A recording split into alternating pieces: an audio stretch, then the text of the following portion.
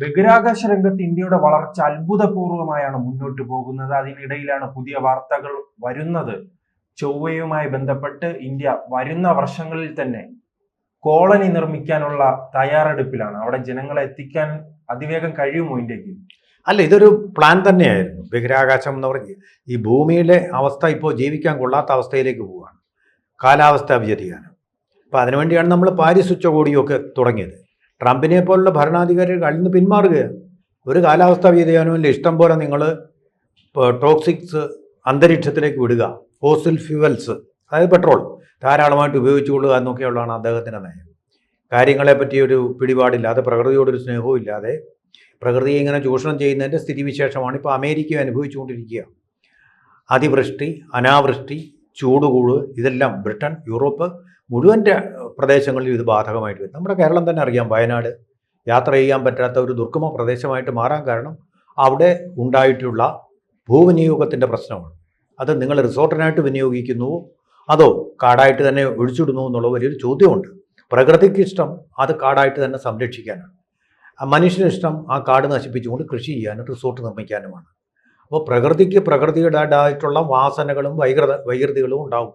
മണ്ണിടിച്ചു കളയും അനാവശ്യമായിട്ടുള്ള ആവശ്യങ്ങൾക്ക് അത് ഉപയോഗിച്ച് കഴിഞ്ഞാൽ. ഇത് മഹാത്മാഗാന്ധി പറഞ്ഞിട്ടുള്ളതാണ്. ഈ അമിതമായ ആഗ്രഹം അല്ലെങ്കിൽ അത്യാഗ്രഹം തൃപ്തിപ്പെടുത്താൻ പ്രകൃതിക്ക് കഴിയില്ല. അതുകൊണ്ട് നമ്മൾ ആഗ്രഹങ്ങൾ കുറയ്ക്കുക, അങ്ങനെ പോവുകയും ചെയ്യുക എന്നുള്ള ഒരു തത്വശാസ്ത്രമായിരുന്നു അദ്ദേഹത്തിൻ്റെ ഇതിന് വിപരീതമായിട്ടുള്ളൊരു തത്വശാസ്ത്രത്തിലാണ് ഇപ്പോൾ രൂപം പോകുന്നത്. അതുപോലെ തന്നെ ജനസംഖ്യ ക്രമാതീതമായിട്ട് വർദ്ധിക്കുകയാണ്. ഡെമോഗ്രാഫിക് പ്രഷർ എന്ന് പറയുന്നത് ഭൂമിക്ക് മേൽ താങ്ങാനാവാത്ത വിധം വർദ്ധിച്ചു വരുന്നു. ഇപ്പോൾ എല്ലാവരുടെയും ആവശ്യം നിറവേറ്റാനുള്ള ക്ഷമത ഭൂമിക്കില്ലാതെ വരുന്നു. പിന്നെ തമ്മിലല്ല നമ്മുടെ ഈ ആഡംബരങ്ങൾ അത് ഒക്കെ കൂടിക്കൊണ്ട് ഭൂമി വലിയ തോതിലുള്ള പ്രഷർ അനുഭവിക്കുന്നുണ്ട്. അപ്പോൾ ഒരു ഭാഗത്ത് ഡെമോഗ്രാഫിക് പ്രഷർ, പിന്നെ നമ്മളുടെ ഈ ആഡംബരങ്ങൾ ഉണ്ടാക്കുന്ന പൊള്യൂട്ടൻസ്, അതുമൂലം ഉണ്ടാകുന്ന ഒരു കാലാവസ്ഥ മലിനീകരണം, ദുർനിമിത്തം, ഇതെല്ലാം കൊണ്ട് ഭൂമിക്ക് തന്നെ പൊറുതി മുട്ടിയിരിക്കുക. അപ്പോൾ ഇത് നേരത്തെ തന്നെ തീരുമാനിക്കപ്പെട്ടതാണ്. അതിനാണ് ഈ ഗ്ലോബൽ മിഷൻ സ്പുട്നിക്കും ഒക്കെ അയക്കുമ്പോഴേ ആ ലക്ഷ്യം നമുക്കുണ്ട്. ആദ്യമായിട്ട് ബഹിരാകാശത്തേക്ക് നമ്മൾ അയച്ച ഒരു പേടകം സ്പുട്നിക്, ലൈക്ക എന്ന് പറയുന്ന ഒരു നായയും കയറ്റിയാണ് പോയത്. അവിടെ ജീവിക്കാൻ പറ്റുമെന്ന് അറിയാൻ വേണ്ടിയാണ് പോയത്.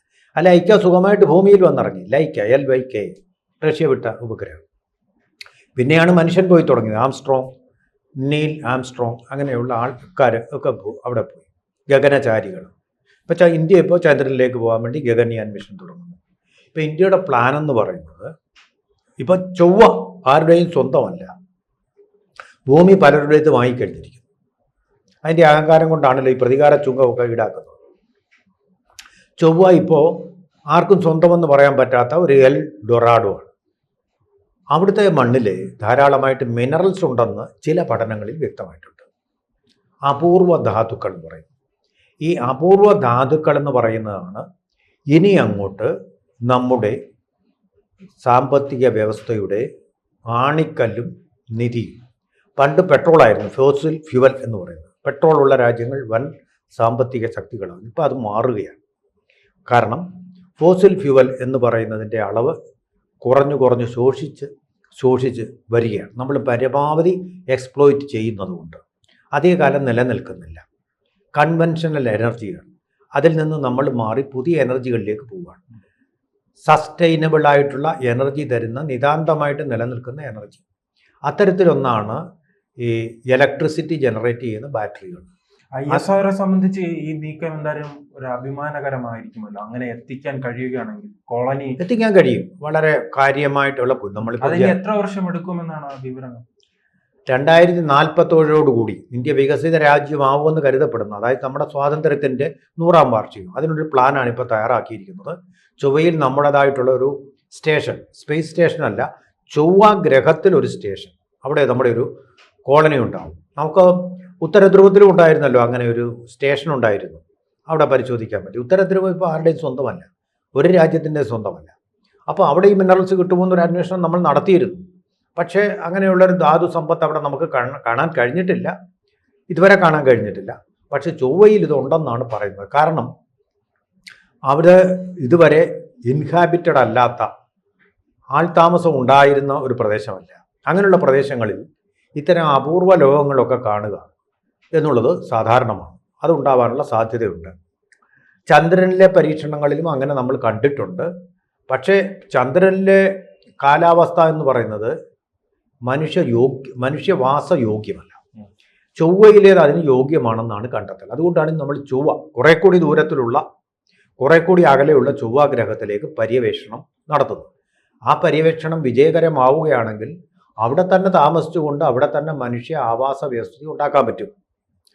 നമ്മുടെ ഒരു പഴയൊരു വിഷൻ എന്ന് പറയുന്ന ശാസ്ത്രജ്ഞന്മാരുടെ ഭൂമിയിൽ ഇങ്ങനെ ആളുകൾ പെരുകി ആ സമ്മർദ്ദം ഭൂമിക്ക് സഹിക്കാൻ വയ്യാതെ വരുമ്പോൾ ആൾപ്പെരുപ്പം കൂടി അതിൻ്റെ സഹിക്കാവുന്നതിനൊരു പരിമിതി ഉണ്ട്, ഒരു ഓപ്റ്റിമൽ ലെവൽ. അത് കഴിഞ്ഞാൽ കടലിനടിയിൽ ഹാബിറ്റാറ്റ് ഉണ്ടാക്കുക എന്നുള്ളതായിരുന്നു ഒരു ലക്ഷ്യം. കടലിൻ്റെ അഗാധമായിട്ടുള്ള സ്ഥലങ്ങളിൽ പോയിട്ട് അവിടെ ഹാബിറ്റാറ്റുകൾ ഉണ്ടായി സുഖമായിട്ട് ജീവിക്കാം. അപ്പോൾ നമ്മൾ ഒരു കാര്യം പരിഗണിച്ചില്ല, പൊല്യൂഷൻ്റെ കാര്യം. ഇപ്പോൾ കടൽ മലീമസമാണ് ആകെ. എന്താണ് മൈക്രോ പ്ലാസ്റ്റിക്കിൻ്റെ സാന്നിധ്യം, മൈക്രോപ്ലാസ്റ്റ് എന്ന് പറയുന്നതിന് നമ്മൾ മീനുകളിൽ വരെ കാണുന്നുണ്ട്. കടൽ പോലെ പ്ലാസ്റ്റിക്കാൽ മലീമസമാണ്. ഈ വിഷയവുമായി ബന്ധപ്പെട്ട് ഇന്ത്യക്കാരെ സംബന്ധിച്ച് വലിയ അഭിമാനിക്കാവുന്ന ഒരു മുഹൂർത്തമായിരിക്കും അങ്ങനെ സംഭവിച്ചാൽ. അതോടൊപ്പം തന്നെ ബഹിരാകാശ മേഖലയിൽ നാം കണ്ടിട്ടുണ്ടല്ലോ, ഇപ്പോൾ ഏറ്റവും അവസാനം ഓപ്പറേഷൻ സിന്ദൂറുമായി ബന്ധപ്പെട്ട് പോലും ബഹിരാകാശ മേഖലയിൽ നാം എത്രത്തോളം മുന്നോട്ട് പോയെന്ന് മനസ്സിലാക്കാൻ കഴിഞ്ഞല്ലോ. കാരണം കൃത്യമായി ഇന്ത്യ അത് പ്രതിരോധ മേഖലയിലായാലും ബഹിരാകാശ മേഖലയിലായാലും ആ കൃത്യത പാലിക്കാൻ ഇപ്പോൾ ഇന്ത്യക്ക് കഴിയുന്നുണ്ടല്ലോ. ലോകത്തിൻ്റെ മുന്നണിയിലേക്ക് വരാൻ ഇന്ത്യക്ക് കടന്നിട്ടുണ്ട്. കാര്യങ്ങൾ മറ്റു രാജ്യങ്ങൾ ചെയ്യുമ്പോൾ അതും കണ്ടുകൊണ്ടിരുന്ന അതിൻ്റെ വാർത്തകളും കൊടുത്തുകൊണ്ടിരുന്ന നമ്മൾ ഇന്ന് ന്യൂസ് മേക്കേഴ്സാണ് ആ രംഗത്ത്. പല കാര്യങ്ങളും ഞാൻ ഓരോന്നോരോന്നായിട്ട് പറയാം. ഇപ്പോൾ ചന്ദ്രയാൻ, ഗഗൻയാൻ ഇങ്ങനെയുള്ള മിഷനിലൂടെ പരിശീലനം ചെയ്ത കുറേ ആൾക്കാർ ഇന്ത്യയിലുണ്ട്. കേരളത്തിൽ നിന്നുള്ള ഒരാളുമുണ്ട്. അവരൊക്കെ ഇനി അടുത്തതായിട്ട് സ്പേസിലൊരു കോളനി ഉണ്ടാക്കി അവിടെ താമസിക്കാൻ പോവുക. ഇന്ത്യയുടെ ആഭിമുഖ്യത്തിലുള്ള മിഷൻ. മറ്റേത് അമേരിക്കയുടെ ആഭിമുഖ്യത്തിലാണ് ഇപ്പോൾ ഒരാൾ പോയിട്ട് വന്നിട്ടുള്ളത്. ഇനിയിപ്പോൾ ഇന്ത്യയുടെ തന്നെ മിഷനിലേക്ക് ആൾക്കാർ പോവുകയാണ്. അവിടെ പരീക്ഷണങ്ങൾ നടത്താൻ വേണ്ടി പോവുകയാണ്. ഭൂമിക്ക് ചുറ്റും കറങ്ങുകയാണ്. അടുത്തതായിട്ട് ചന്ദ്രനിലേക്ക് വീണ്ടും നമ്മൾ ആളെ അയക്കും. ഇതുവരെ പോയത് ആളില്ലാത്ത പേടകങ്ങളായിരുന്നു. ആളോടുകൂടി പേടകം. അടുത്ത ഘട്ടത്തിൽ നമ്മൾ ചൊവ്വയിൽ നമ്മളുടെ ഒരു കോളനി അവിടെ സ്ഥാപിക്കും. അതിൻ്റെ ഗുണങ്ങൾ പലതാണ്. കാരണം എന്താണ്, നമ്മുടെ ഇപ്പോൾ ജനസംഖ്യ എന്ന് പറയുന്നത് 150 കോടിയിലെത്തിയിട്ടുണ്ട്. അപ്പോൾ എല്ലാ ആളുകൾക്കും താമസിക്കാനുള്ള സ്ഥലം നമ്മുടെ ഇന്ത്യയിലില്ല. ലോകത്തിലെ 6-1 ജനസംഖ്യ ഇപ്പോൾ ഇന്ത്യയിലാണ്. അപ്പോൾ ഇത്രയും പേർക്ക് താമസിക്കണമെങ്കിൽ എല്ലാവർക്കും അല്ല, സുഖമായിട്ട് ചൊവ്വയിൽ പോയാൽ പൊല്യൂഷനൊന്നും ഇതുവരെ ഇല്ലാത്ത, ചെല്ലുമ്പോൾ പൊല്യൂഷനാവും, സ്ഥലത്ത് പോയി സുഖമായിട്ട് വസിക്കാൻ കഴിയും. പരീക്ഷണങ്ങൾ നടക്കും. അവിടെ ലോങ്ജെറ്റിവിറ്റി കൂടുമോ, അവിടെ പോയി താമസിച്ചാൽ നമ്മുടെ ആയുസ് വർദ്ധിക്കുമോ, പരീക്ഷണങ്ങൾ നടക്കും. അവിടെ കോളനിയായിട്ട് പോയി താമസിക്കുക എന്ന് പറയുന്ന പ്രയാസമുള്ള കാര്യമല്ല. പണ്ട് നമ്മൾ കൽക്കട്ടയ്ക്കപ്പുറം എവിടെയെങ്കിലും പോകുന്ന കാര്യം ചിന്തിച്ചിട്ടില്ല. അസം അങ്ങനെയുള്ള സ്ഥലങ്ങളിലാണ് തൊഴിൽ അന്വേഷിച്ച് പോകുന്നത്. പിന്നെയാണ് അമേരിക്ക, പിന്നെ വിദേശ രാജ്യങ്ങൾ, അമേരിക്ക, ഓസ്ട്രേലിയ, കാനഡ ഒക്കെ തുറന്നു വന്നത്. അതുപോലെ ദൂരം ആയിട്ട് ഇപ്പോൾ തോന്നും, പക്ഷേ പിന്നീട് അതൊരു ദൂരമല്ല. അതിനെ നമ്മൾ മറികടന്നുകൊണ്ട് അവിടെ പോയി കോളനികൾ ഉണ്ടാക്കി പൊല്യൂഷൻ ഇല്ലാതെ അവിടുന്ന് മിനറൽസ് എക്സ്പ്ലോയിറ്റ് ചെയ്യും. മിനറൽസ് ഈ ലിഥിയം പോലുള്ളത് കിട്ടിക്കഴിഞ്ഞാൽ സ്വർണത്തിനേക്കാൾ വിലയുള്ള സംഭവമാണ് ടെക്നോളജിക്കലി. അതുപയോഗിച്ചാണ് നമ്മളിപ്പോൾ 100 രാജ്യങ്ങളിലേക്ക് ഇലക്ട്രിക് വെഹിക്കിൾസ് കഴിഞ്ഞ ദിവസം അഹമ്മദാബാദിൽ നിന്ന് കയറ്റി അയച്ചത്. അപ്പോൾ അങ്ങനെയൊക്കെയുള്ള കാര്യങ്ങൾക്ക് ഈ മിനറൽസ് ആവശ്യമായിട്ടുള്ള കാര്യമാണ്. ഇപ്പോൾ ഇങ്ങനെയാണെങ്കിൽ ഈ മിനറൽസ് അത് ലോറിയിലൊന്നും കൊണ്ടുവരേണ്ട കാര്യമില്ല, കപ്പലിലും കൊണ്ടുവരുന്നേണ്ട കാര്യമില്ല. ഈ ബഹിരാകാശ പേടകങ്ങളിൽ തന്നെ ഇന്ത്യയിലേക്ക് കൊണ്ടുവന്നിട്ട് ഇത്തരം സംരംഭങ്ങൾ അവിടെ നിന്ന് തുടങ്ങാൻ പറ്റും നമുക്ക്. അങ്ങനെ മറ്റു രാജ്യങ്ങൾ അതിലേക്ക് കടക്കുന്നതിന് മുമ്പേ ഒന്നാമനായി കഴിഞ്ഞാൽ അത് ഒന്നാമത്തെ ലോകശക്തിയായിട്ട് ഇന്ത്യക്ക് മാറാൻ കഴിയും. ആ ഒരു വിഷനോട് കൂടിയാണ് നരേന്ദ്രമോദി ഗവൺമെൻറ് പ്രവർത്തിക്കുന്നത്. അതിനിപ്പോൾ ഒരു കോൺക്രീറ്റ് ആക്ഷൻ പ്ലാൻ ഉണ്ടായിരിക്കുന്നു എന്നുള്ളതാണ് ഏറ്റവും വലിയ ഒരു യാഥാർത്ഥ്യം. ഇതിപ്പോൾ ഒരു സ്വപ്നമല്ല, ഒരു യാഥാർത്ഥ്യം.